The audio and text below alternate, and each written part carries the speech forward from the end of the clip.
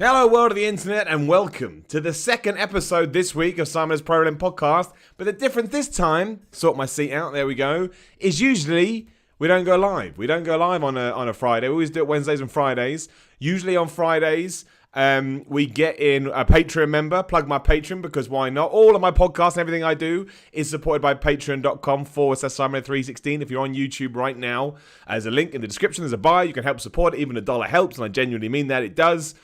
But it all fell apart today, me trying to get my Patreon on. No one's fault, just one of those things that happened. There was a glitch in the system. So I thought, as we're almost at the end of the day, what I'm going to do is I'm going to jump back on. We're going to basically do what we do on a Wednesday, but we'll pick some kind of retro topic and essentially just try and answer as many questions as we can. And the reason I went with this one, I didn't see The Rock vs. Stone Cold at Steve Austin, who was better, is a question I see all the time, especially on social media. It's a conversation that comes up a lot. And I did a poll over on my Twitter at Simon316 around about, it was a while ago now, probably a month or so. And I thought it was going to be quite close. Instead, it wasn't at all. I remember it was 70% Austin and it was 30% The Rock. And actually saying that, the most poignant point of view was put forward by my man True Geordie, who I'm sure you know from the world of YouTube. He weighed in and he said that, I'm paraphrasing now, but it's basically like Austin did more for the business, but The Rock did more for himself. And I don't think he meant that in a disparaging way, or maybe he did. I want to talk for him. Maybe he hates Dwayne Johnson. I don't know that, but that's just me being an idiot. I don't know. I retract all of that. I don't know what he thinks. My point being is I thought that was really interesting. I thought it was really interesting because he was kind of right.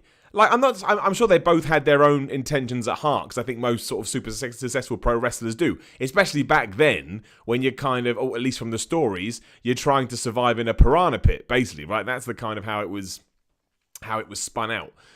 So, but even then, like when you do look back on it, Austin, I don't know, it's hard actually. Now I start talking about it, it's hard because nobody can knock The Rock's success. Like nobody, it's unparalleled. I don't think anybody, back when he was, I'm trying to think of, having that promo with Badass Billy Gunn or making his Undertaker references or calling Kane words you'd never be able to use in today's day and age. I don't think anybody would ever said one day that guy's going to go on to become the highest grossing movie star in the world. Especially because the only thing we ever had to compare to that beforehand was someone like Hulk Hogan. And Hulk Hogan had some success, like he was in Rocky 2. But most of the stuff that he did when he tried to break out into the world of films by himself, Mr. Nanny, Suburban Commando, there was more, I can't remember them now. But they weren't great, essentially. And eventually, nothing wrong with it, but he did find himself coming back to wrestling. The Rock found such success in the entertainment world that, WWE's almost beholden to him now. Isn't that crazy? Like he controls the shots. And that's very, very, very rare to happen. If it could be the only time. Maybe Brock Lesnar, but Brock Lesnar kind of operates on a different plane. Whereas, Steve Austin, again, a trailblazer, no question. And he, as he has said himself, like a flame that burnt out, or an explosion more than sort of a long candle that burned out, because 97, 98 growing as the Rattlesnake, Stone Cold, all of that. Obviously won the King of the Ring in 96. Then he suffers that injury at SummerSlam 97 against Owen Hart. Still finds a way to make that work. Maybe not the wrestler that he once was, but who gives a shit, right? He was amazing. But if, essentially that pile driver that went awry that he took meant that in 2002, it was WrestleMania 19, wasn't it? Yeah, 2002, he walks away and we got him a bit more as the GM and we had special guest appearances here and there. But he did, without, you could even argue, without Stone Cold Steve Austin, there's no The Rock. Stone Cold Steve Austin sparked off what we know as the Attitude Era in a way that nobody saw coming, nobody expected. It's crazy. It's one of the issues I would say that WWE has today is that everybody's looking who's going to be the next Stone Cold Steve Austin and who's going to be the next Rock, and that kind of sort of filters down to the next John Cena to a certain point of view. But I think the crazy thing with Austin and The Rock is they came along at the same time. That's the thing that's nuts. Is you shouldn't have got one. And if you did, you would have been lucky. But to actually get two is unprecedented. And I think that's a huge reason, why the Attitude was so big, why that feud was so good. Because, not only did Austin become this sort of mega over babyface, I mean, literally something you can do in your own time is go on YouTube and watch Stone Cold Steve Austin pops, and you'll have a good time. I guarantee you, it's really, really fun. But it's. Oh, I don't know. It's just, when you actually think about it, it's crazy. The fact that The Rock became the number 2 babyface quite quickly, was probably getting equal-sized pops at some point, and maybe even surpassed him at a time. You could probably argue that for a little bit. It's a really interesting debate, I feel, and it's a really interesting argument because, I mean, you know what, I'm going to pop into the comments now, which obviously we're on YouTube at the moment, youtube.com/The Report Rules, if you're listening to the audio version, but we'll get some live feedback, and I already know that it's going to be split. I mean, QPR forever, Austin, but that's because of my all-time favourite wrestler, Jordan Frost, Stone Cold, no question. Aaron, Stone Cold over The Rock. GG777, The Rock was better. Aaron, The Rock was the best overseller. I like this one, NB. It's the same as who's better, Messi or Ronaldo. Just appreciate what they both did for the business. Nah, I don't agree with the latter point of that. If we didn't debate these things, half the internet wouldn't exist. It's fun to debate these things. You should just appreciate them. And obviously, both The Rock and Stone Cold were incredible at what you did. But you should also be a critic, and you should make that argument. That's just fun. I don't think if we didn't do that, what would be the point? Even Folds, you trying to compete with Ben and Peter? I don't know what that means. What do you mean, triple jump? I honestly don't know what that means. But thank you anyway. I don't think me doing my own podcast I've been doing for 3 years is trying to compete with them, no. But the point being is this. When you just kind of scroll through, a lot of the people are... I mean, Austin, again, I mean, there are people saying The Rock, but Austin always seems to be the guy that gets the most nods. And I'd be intrigued to try and find someone that was completely neutral on the matter.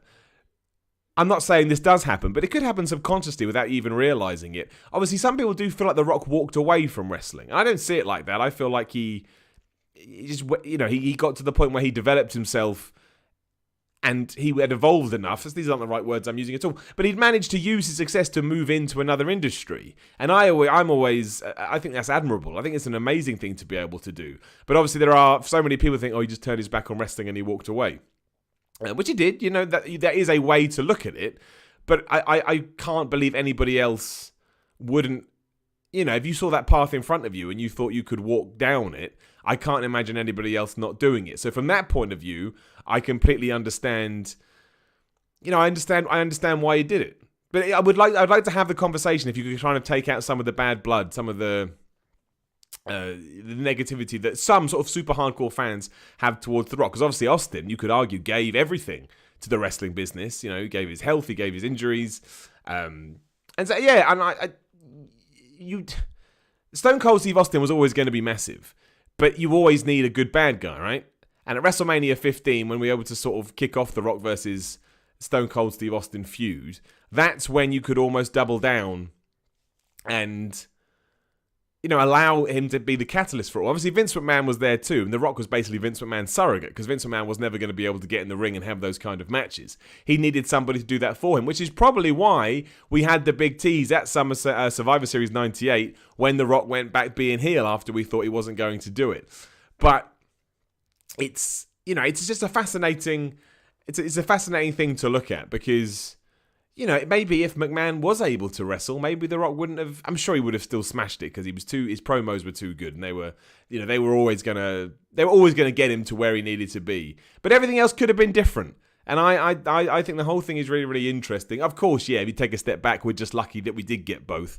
And we got them at the same time. And, because of all of that, it was the explosion that made wrestling this really cool and popular thing. Certainly cooler and more popular as ever been in my lifetime. If you listened to the podcast for a while, you know that, if you were sort of in the early 90s and you were a child at that time, you got bullied for liking wrestling. Which just seems crazy to me now. If anybody laughed at me for liking wrestling now, I'd just laugh at them, and I just walk off. So, you loser! What is wrong with you? Go get a hobby of your own. And yeah, if you did live through the Attitude Era, you know how cool it was. Although I'll also say, as we are having our little retro clip, the Attitude Era, by and large, is not as good as we remember. Like, there is a lot of nonsense. It was good at the time. Context is an incredible thing, and hindsight will always change that. But there was a lot of nonsense. Like, a lot of stuff happened that didn't... And we talk about it now. It was happening then too. A lot of people storylines didn't make sense, and wrestlers were all over the place, and we had some very questionable gimmicks, as we know. But on top of that, when you got to the main event and you had all the stuff with The Rock and Stone Cold, all that was gold. All that was money. Like, it had a continuation, it had logic, it had weight, it was intense, the promos they cut at each other felt real, and that's kind of the glue that held everything together. If you hadn't had those two on top, I don't know what the rest of the show would have felt like. And it was a case that, Austin was so over, you could book him in literally about, 10 to 12 segments, even when Raw was 2 hours, he would feature a lot. But people were still desperate to see him. Like, he never wore out his welcome. And maybe that's why it was good that he was this kind of quick explosion as opposed to anything else. Because it left us wanting more. And they always say that's what the best entertainers do. They leave you wanting more. Mupo1811, the super chat. I wanted to be Stone Cold as a kid. SD of what culture? Oh, that's I can't remember what you said. That's SmackDown of what culture? I can't remember what you said now. But I appreciate it. I did too. I remember when I was, I can't remember now, but early teens. I was Stone Cold Steve Austin. As I've said before, when he won at 1998 SummerSlam, I jumped out my chair. When my dad went to America on a business trip, I asked him to get me a Stone Cold t-shirt because I wanted one you couldn't get in the UK. I transitioned right away from Bret Hart right into Stone Cold Steve Austin. Like he was my guy, absolutely. And I realise I haven't charged my laptop as I'm doing this, so I'll do that as I talk. But yeah, he absolutely was. I just have to roll away now. It's fun, this, isn't it? But he absolutely was. He was the person, I guess, there we go. Because when I tuned into wrestling for the first time, I knew who Bret Hart was. He was already part of the culture. Whereas Stone Cold Steve Austin, I saw his rise. I remember when he came in the Ringmaster with Ted DiBiase and all of this. So it was... I got to see, when you get to see everything from point one, you are going to be a bit more invested. It was the same with The Rock. When The Rock kind of skipped down the aisle at Survivor Series 96, you're like, who the hell is this guy? And no one liked him there. And again, no one saw the future that they had. Although I will say, when he did turn heel and join the Nation, I actually liked him more than kind of his super, super mega over face deal. I don't know, there was something just funny and different and a bit odd about Nation of Domination Rock. And I always enjoyed that. Ryan Everme in the super chat, always appreciate it. Austin is better because The Rock plays Fortnite. He does, yeah, it's true. Hey man, everyone plays Fortnite. I imagine Stone Cold Steve Austin doesn't play Fortnite, but I also imagine that 99% of the planet at least once have played Fortnite. Even Will Smith's been playing Fortnite, which is crazy. But you do make a good point. If somebody hasn't played Fortnite, you can argue that, although Apex Legends is here, trying to take Fortnite's crown, apparently had, 10 million players already? It's going to be fun. The Battle Royale scene continues. Ryan Black in the super chat. Austin was only as big as he was because of the Mr. McMahon rivalry. I feel that The Rock would have gotten as big as he got without McMahon. Well, Ryan, it's like... Look, there's no way of knowing. I would say, I think they both would have been big, but I think a combination of all those three is the reason that made them bigger. So I think Austin needed McMahon, McMahon needed Austin, Austin needed The Rock needed Austin, blah, blah, blah. I think all those three entwined, because just to throw it in there, Vince McMahon is probably the best heel ever, or at least he's in the conversation, because, without him doing what he did, even at Survivor Series 1997, which is another conversation we always have, how much did the Montreal Screwjob spark everything else into life? And I think there's absolute, just cause to say that, yeah, it did have a big impact and it did have an effect, because when people booed Vince McMahon, they weren't booing a character. They did eventually, but the start of it was real sort of vitriolic hate towards him because they didn't like what had gone down. Crazy period, the late 90s. Really, really, really, really crazy period. And obviously, given the popularity, that it gave The Undertaker a new lease of life. It made Kane a household name. Maybe not a household name, but certainly a popular name. Triple H obviously rose up at that point. This is all after Shawn Michaels has left too, and Bret Hart himself. And I do think, Austin opened the door to all of that. Whether he would have stayed there without The Rock, we don't know. Again, I probably assumed that he would have been. But it's crazy. It's absolutely... And also at the moment, obviously, and with something else we've got to talk about, after the AEW Double or Nothing, party last night or announcement, it's not... I don't mean it's the names like Stone Cold Steve Austin or The Rock that's going to be built. But who says they won't stumble across onto one of those? You just never know. You never know what's going to happen. Like, they announced a bunch of good names. Obviously, Kenny Omega's now on board. We don't know what his situation with New Japan is overall. You have to imagine that given he is a vice president of AEW, executive vice president, I should say, it seems unlikely he's going to work Japan, but Jericho can in his contract, although he's not part of the office. But that's not the point. On paper, Chris Jericho, Cody Rhodes, the Young Bucks, Kenny Omega, Hangman Page, Neville, Joey Janela, there's loads of other people. The roster is ridiculous. Obviously, Brandy Rhodes handling all the women talent as well. That division keeps to grow too. And there could be a diamond in there. And they could spark off in AEW, and then in 10 years' time we're talking about, oh man, what would AEW have done if it wasn't for this guy? The point is you just never know. Whereas in WWE right now, just because of the way it is and the way that it does tick along each and every week, it seems more unlikely. But that's always the way because there's more red tape. It's a big corporate company. AEW doesn't seem to be like that. I did like the Double or Nothing rally as well. It felt very WCW, probably because it was in the MGM Grand and I recognised kind of the layout from when they used to do shows there. But I don't know. It had a very retro feel, but not in a bad way, and it got me excited. Mupo1811 says Kenny has no contractual relation with New Japan anymore. I know that's why he was able to announce yesterday that he signed with AEW, but that doesn't necessarily mean that it's all said and done. Nobody knows what's happening behind the scenes. I don't expect him to have any kind of dealings with them for a while, but I would never stand here and say 100% it's not true. The fact that Chris Jericho is allowed to do it opens doors. It just depends on what doors actually get opened when all is said and done.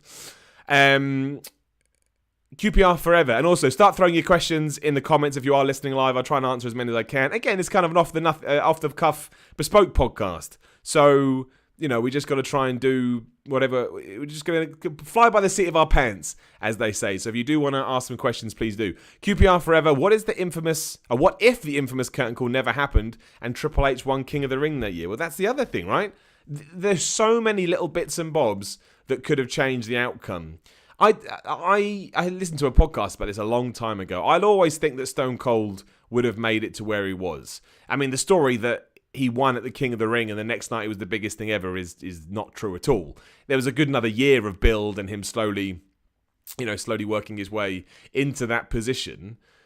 But if you change the direction somebody's headed in, who knows? So did the curtain call help with all of that? You'd probably have to say that it's likely that it did. Or at least there's a chance that it did. Wouldn't that have been crazy? Triple H wins and Stone Cold Steve Austin has to go round about the houses to get to where he had to go. But that's what's so cool about looking back. Again, when you have the power of hindsight and all these things that come together. Because I don't think anybody, again, when Vince McMahon pulls that, well, not even Vince McMahon himself. Vince McMahon didn't pull all that stuff with Bret Hart to become a bad guy. He just did what he thought was right at the time.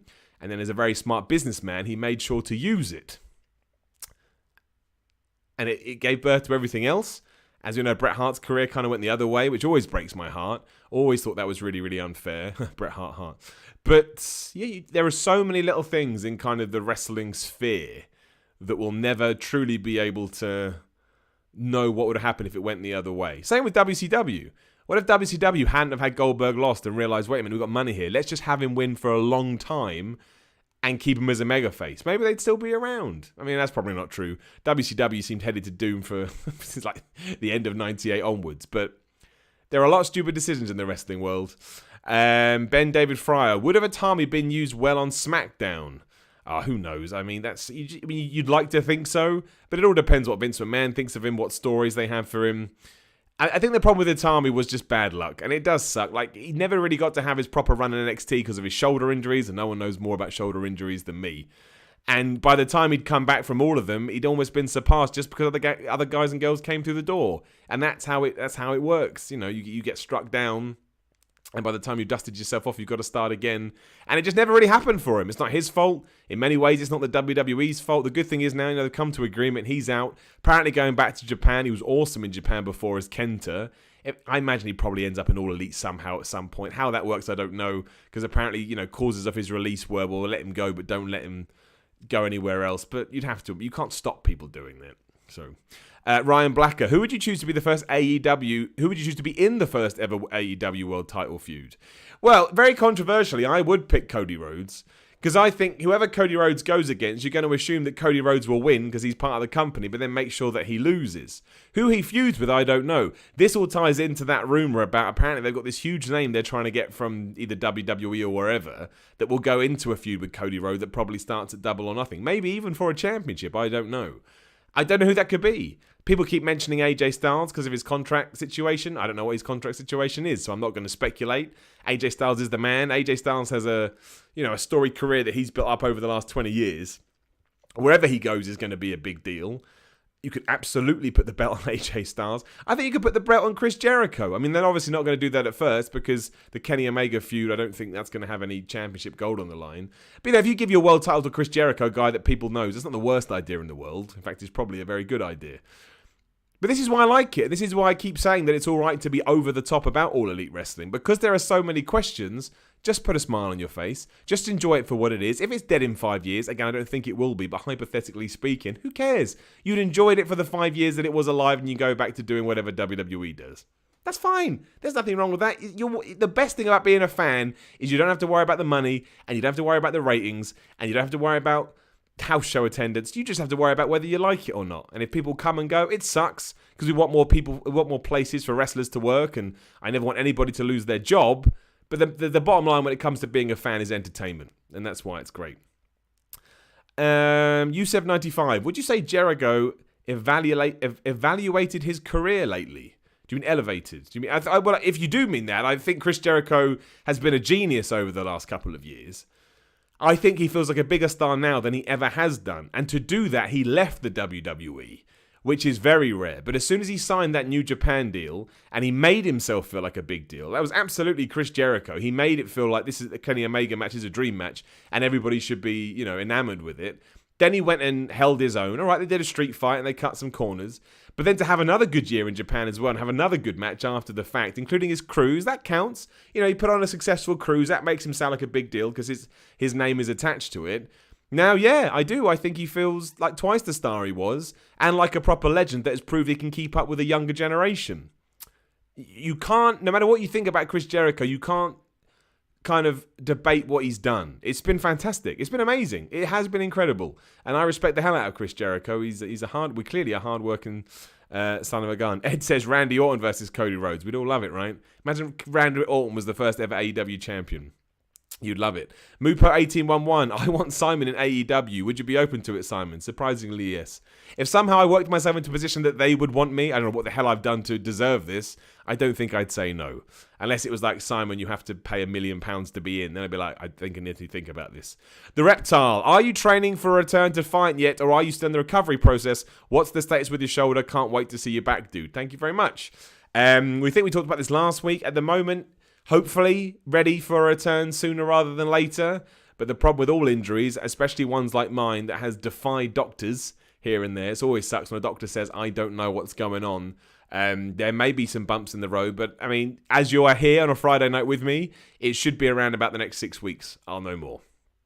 So hopefully March. Hopefully March will be the day. But thank you very much. I appreciate that. Brad Bourne, could you pass an apology over to your co-host of the Week in Gaming about my comment on Fallout 76? I just worded my question wrong and didn't mean to come across as a prick. There, you didn't come across as a prick, dude. We only wind people up on that show, but I will, and that's very nice of you. But I'm sure you didn't come across as a prick. Where are we going? G. Francis, my top 10 of the WWE: Hogan, Stone Cold, Rock, Undertaker, Shawn Michaels, Andre the Giant, Mick Foley, Macho Man, Jake the Snake, and Triple H. Can't argue with that. It wouldn't be mine. I'd have to shuffle some around. But, yeah, I mean, look, they're all legendary names. I don't think you could argue that. Aaron, with Jimmy Havoc going to AEW, do you think it'll be a lot less PG than WWE? It is a good question. I mean, Jimmy can do more than just the kind of hardcore stuff that he does. But that was my first thought. I was like, well, if we're going to do Jimmy Havoc stuff, how are we going to get that on TV? But look, Jimmy Havoc's really smart. Everyone running AEW is really smart. I'm sure they'll find a balance between the two. It would only be a good move all around, that one. Nick Palmer, out of the 6 men in the halftime Heat NXT special, who do you think Vince McMahon will see as main eventers and mid-carders when they get called up? Who was in it? I mean, the Velveteen Dream could be a main eventer because he likes gimmicks and people that can talk, right? I think Adam Cole would win anyone over. Aleister Black is an interesting one because to me, Aleister Black could be a modern day not like Undertaker gimmick, but he's got that edge to him. He's got that mysteriousness to him. So you could put him as an upper mid-carder role that never actually wins titles, but he has cool feuds because of who he is. Gargano and Ciampa are going to be interesting. I mean, they should be in that position, but we've all seen what happened before. And the top of my head, I can't remember who the final guy was, and I probably should. Oh, Ricochet. Same point, right? Ricochet on talent alone should be there, but it all depends what mood I imagine Vince McMahon is the day he wakes up and realizes he has to book Ricochet. Ricochet should be world champ. Ricochet is amazing. James Bromsfield, hope you're well, sir. Continue to rock the positivity. Thank you, James. Is Rowan the new Luke Gallows? Maybe, in terms of the straight edge society, right? Great tag team wrestler and really good big man, muscle to a sore mouthy heel, but never given a singles run. Is it going to take a trip out of WWE before Rowan really shows what he's made of? Oh, and on a side note, yes, Harper is amazing and should have had a singles plus. Oh, and Austin was better at the time, but The Rock has had more mainstream impact today. Well, I agree with that. In terms of, turning a light switch onto professional wrestling in the mainstream world, The Rock definitely did that.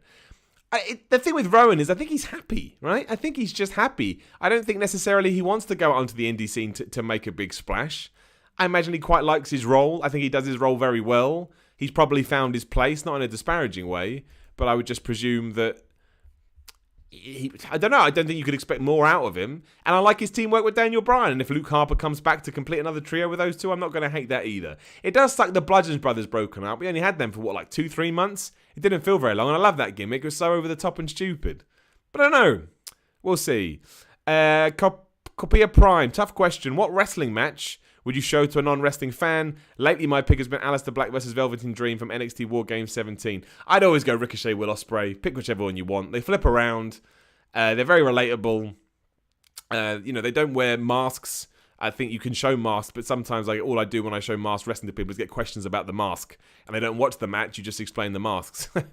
Anything like any kind of lucha libre, I think that a non-wrestling fan would get into because it's like gymnastics and it's really impressive. So that's always my go-to, and it always works quite well. My man Shungo, hope was well today. Just for fun, can you predict who you think the next 3 WWE champions will be after Daniel Bryan and the next 3 Universal champions after Lesnar?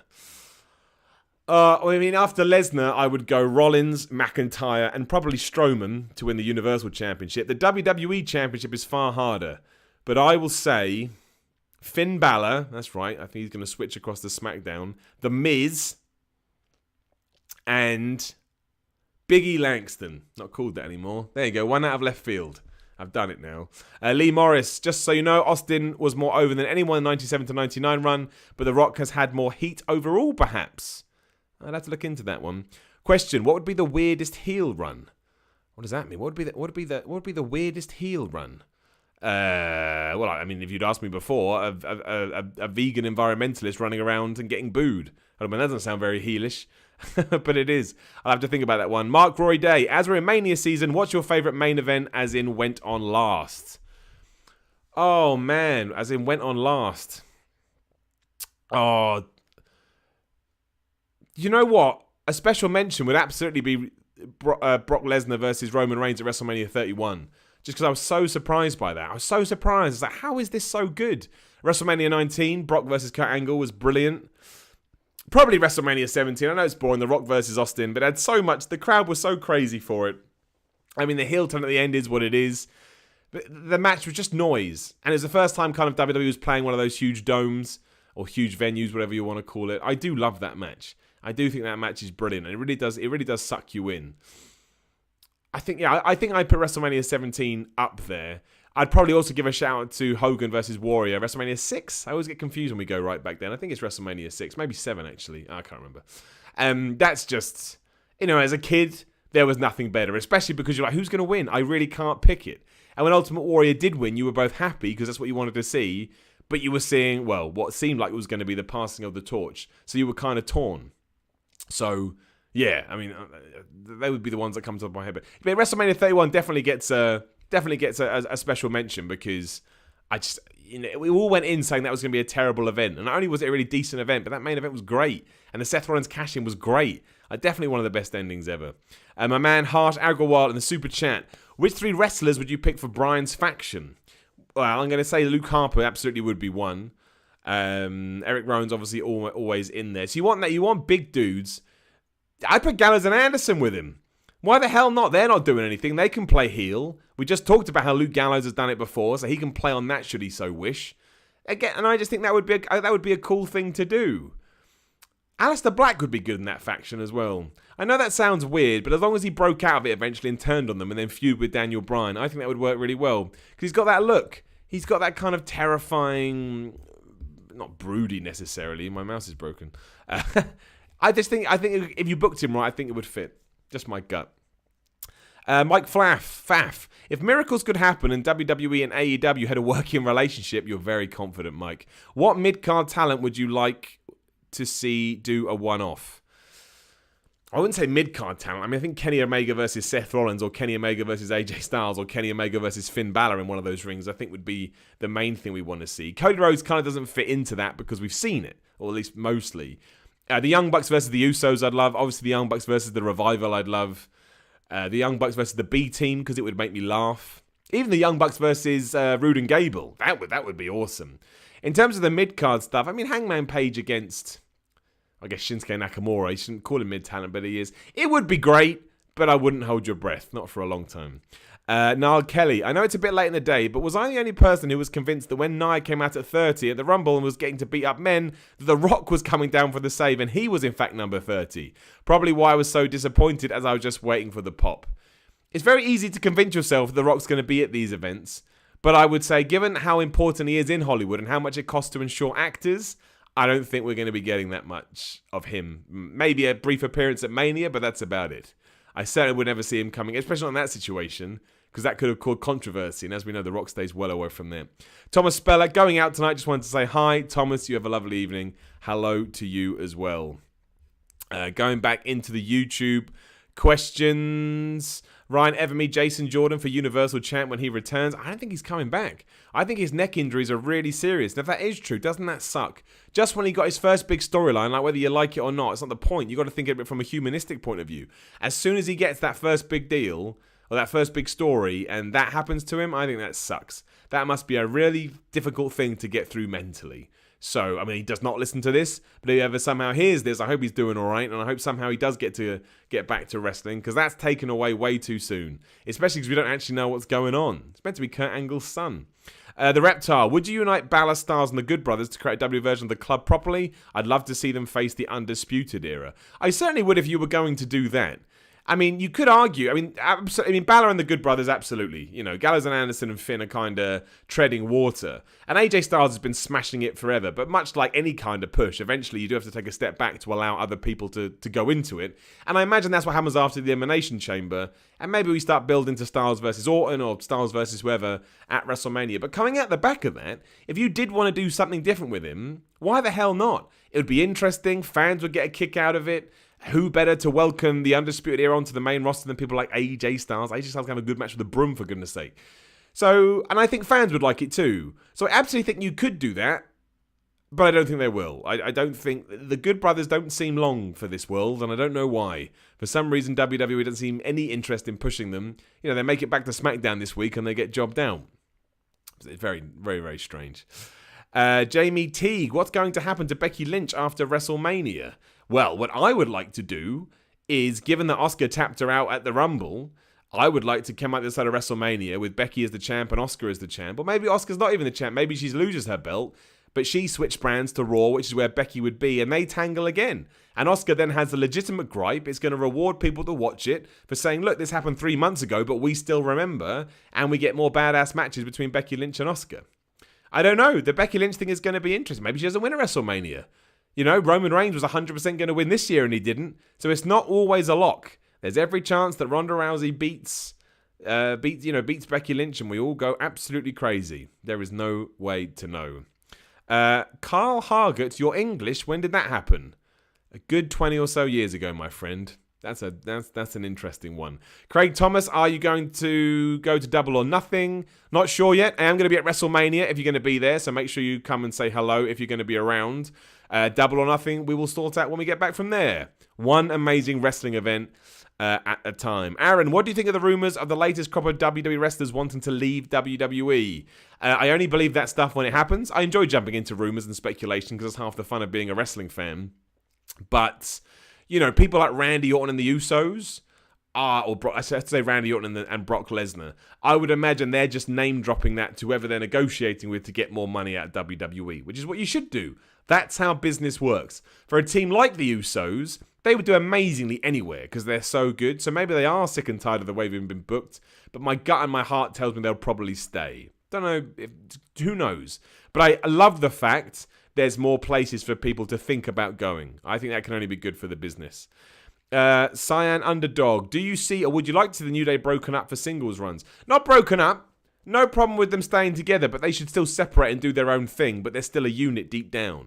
Like, we never do that with teams in WWE. There's a need to feud them all first. We don't need to do that. So if you want to push Big E for a title run this year, which I wouldn't be against, maybe you split off Xavier Woods and Kofi and they go do a tag team thing, but they're also behind Big E and you have backstage segments when they're G'ing him up. So the New Day are still a unit. I mean, I guess the NWO did that, right? They went off and did their own thing, but they were still the bad boys of wrestling. So I would much prefer they did something like that. But I do think it is time to do something different with the New Day.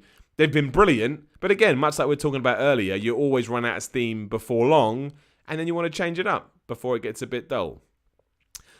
Salman Nasir, do you think Ambrose leaving as a storyline? I don't know. Who knows, right?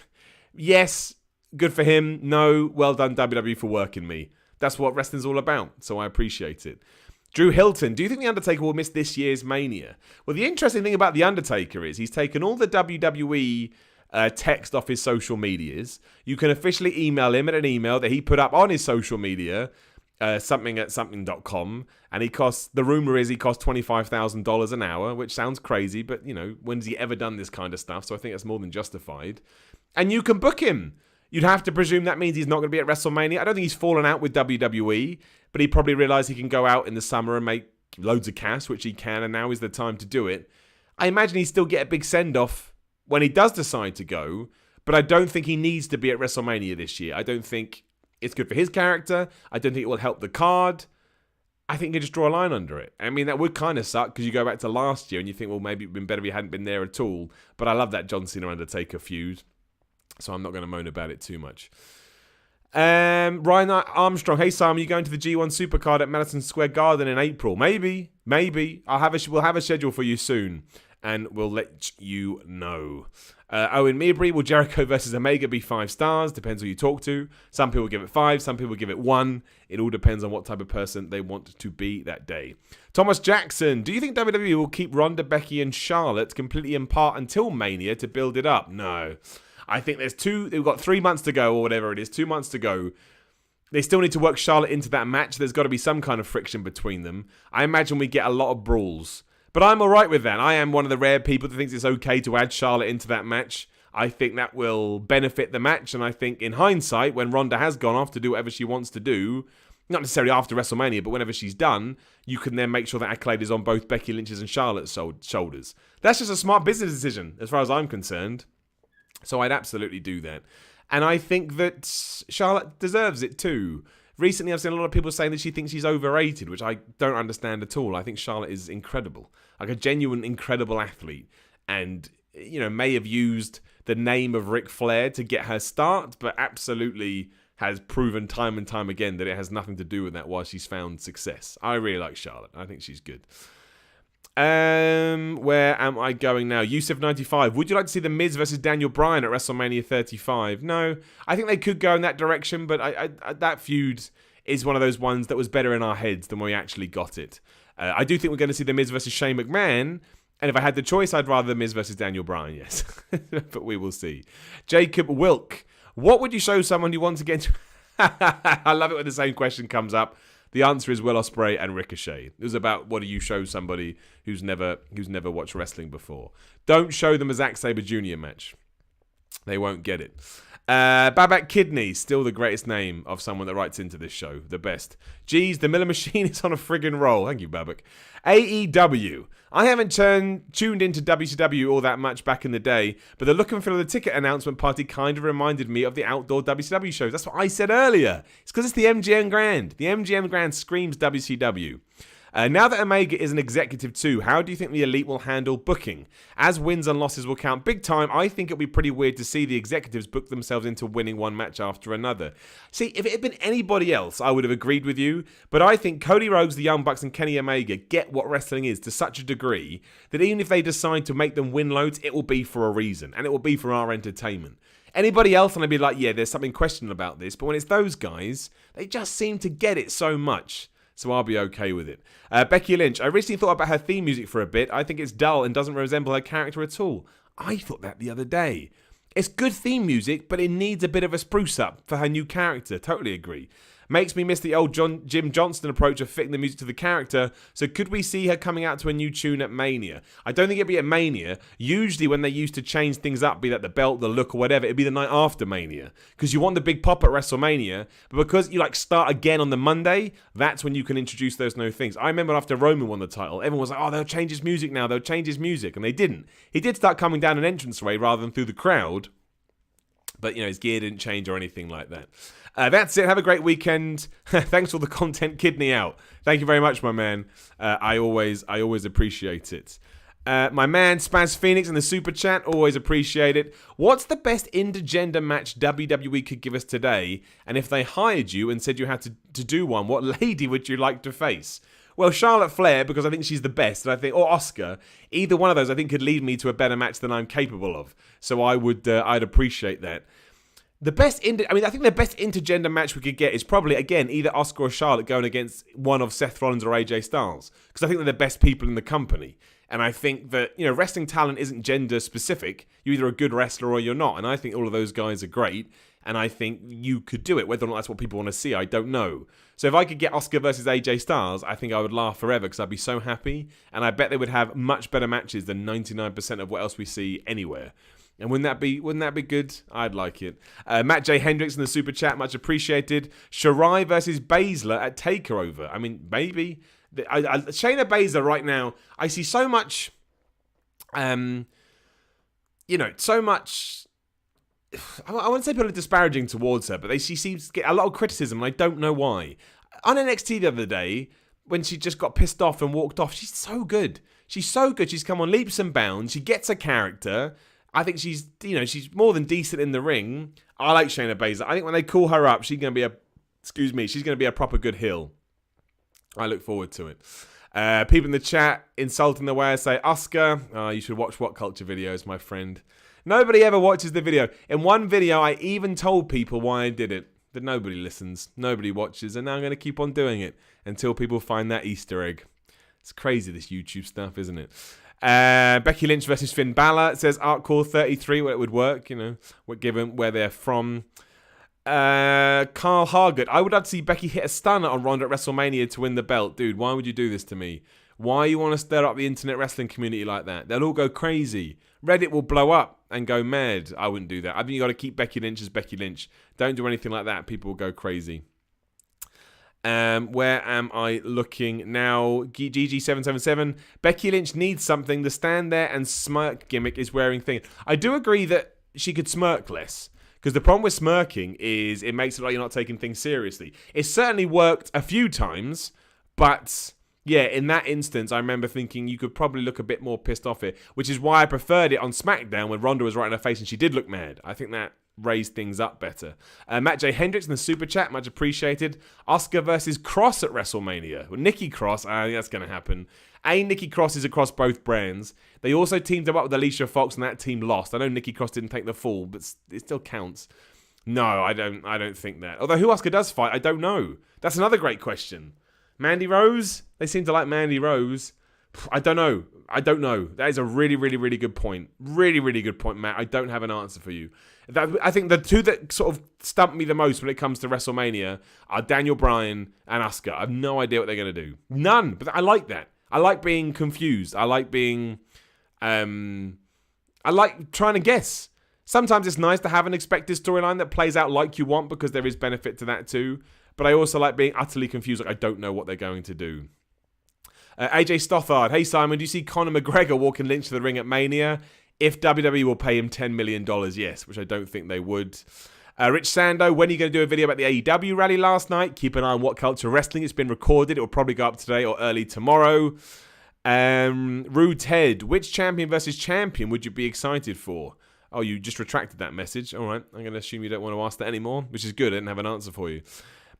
And when do you think the next NXT call-ups will be put on a certain brand? That's Thomas Jackson. I imagine the Superstar shake-up. They've announced that for after WrestleMania now. It's confirmed it's going to go down in Canada. I think that it's a lock. Yeah, I think that it's a lock that it will happen there. Who comes up, I don't know. Hopefully not everyone. Maybe just a couple as opposed to loads because they always get lost in the shuffle. But that would be my guess. Michael Rigney, hey Simon, hope you're having a great Friday. Thank you, you too. My question is, why have Titantrons become so boring? When I was growing up, you had great ones like DX, Chris Jericho, and The Rock, but now it's just the wrestler's name. It's ever since they started that new setup. I guess they think it looks better just doing that. I actually agree with you. I do miss them. Maybe it's a time thing. Maybe they like it to be uniform every week. I don't know. It's just one of those changes they make. Like no fireworks anymore, no pyro. I watched a Brock Lesnar the other entrance the other day that had pyro. It was a lot better. Just saying.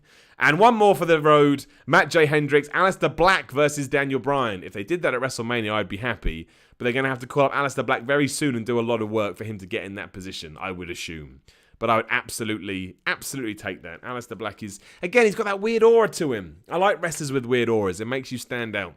Right, on that note, I'm going to leave you on this Friday night. Again, if you are listening on the podcast version or you're a long-time listener, sorry this one was a bit slapdash, but I wanted to make sure I got 2 episodes out, and I thought, what better way just to do it live on YouTube, and also because it just uploads to YouTube afterwards. So I thought that made sense. Again, if you can support me on Patreon, patreon.com/Simon316, mean the world to me. If you are on YouTube, there's a link in the description below. Come follow me on Twitter and Instagram at Simon316. Subscribe to the YouTube channel if you are on here. Always makes it nice to see that button. Go watch some of my other videos. And in the meantime, I'm going to grab this mouse. I'm going to go into my OBS. And I'm going to say goodbye. Have a lovely weekend. Simon Miller's Pro Wrestling Podcast.